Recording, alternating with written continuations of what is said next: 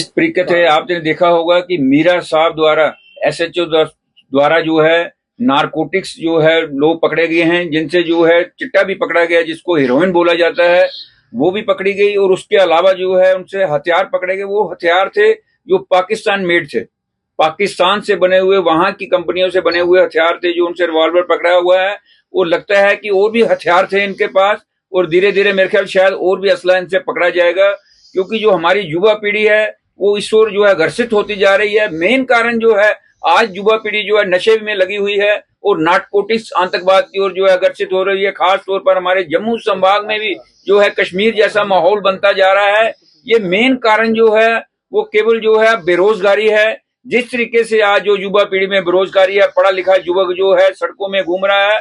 और आपने देखा होगा कि जो लोग बेचारे कच्चे लगे हुए हैं, पिछले 30 सालों से बेचारे रगड़ा खा रहे हैं जो अपने दफ्तरों में, उनको पक्का नहीं किया जा रहा। और कई सरकारें आई, कई सरकारें चले गई, केवल जो है सेक्रेटरीट में जो तमाशा किया जाता है डेली वेजर पर और बेरोजगारी पर, वो तमाशा जो है कई सालों से वहां पर चल रहा है। और हर साल जो है जब भी जो है वहां पर जो है लोग आते हैं, एमएलए इकट्ठे होते हैं, वहां पर इसी चीजें के तमाशे चलते हैं कि बेरोजगारी को हटाया जाएगा। लेकिन कितने साल सुनते हुए ना, तो आज तक कितने, मेरा ख्याल लगभग 14 के बाद जो आज तक नौकरियों का जम्मू कश्मीर में जो है कोई नौकरी नहीं लगी।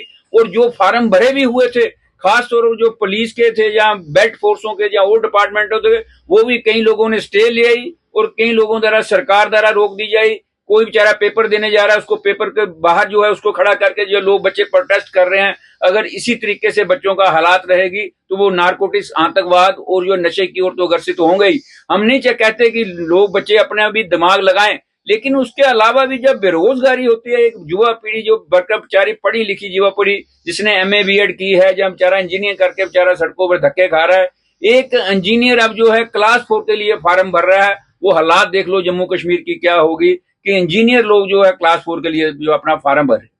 और सरकार में नौकरी में जाने के लिए सरकार द्वारा जो आर्मी की बेल्ट फोर्सों की जो नौकरियां हैं, कांस्टेबल के लिए जो लोग एमए में पढ़े हुए कांस्टेबल का फार्म भर रहे हैं। आप इस चीज का अंदाजा लगा सकते हैं कि लोगों की बेरोजगारी बच्चों की कहां तक है।